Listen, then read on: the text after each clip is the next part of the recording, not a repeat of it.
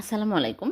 আজকে আমি ভীষণ মজার লাড্ডু বানিয়ে দেখাবো। প্রথমে সুজি পৌনে ১ কাপ, বেসন পৌনে ১ কাপ, স্বাদমতো লবণ দিয়ে আমি পানি দিয়ে ভালো করে মাখিয়ে নেব। শক্ত টাইট করে মেখে নিতে হবে। তারপরে আমি ভেজে নেব। এজন্য চুলায় প্যানে তেল দিয়ে তেল গরম করে নিয়েছি। এখন এইরকম করে আমি দিয়ে দিচ্ছি। যেমন তেমনভাবে দিলেই হবে।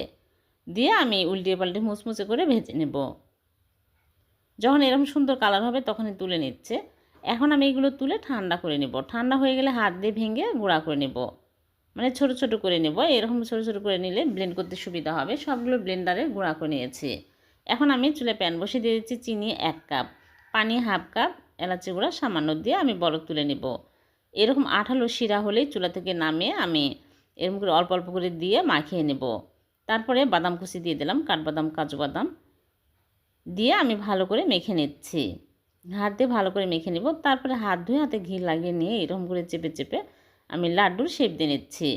সবগুলো আমি এরকম করে বানিয়ে নিয়েছি। হয়ে গেল ভীষণ মজার সুজি বেসনের লাড্ডু। ভালো লাগলে লাইক কমেন্ট শেয়ার করে দেবেন। আল্লাহ হাফেজ।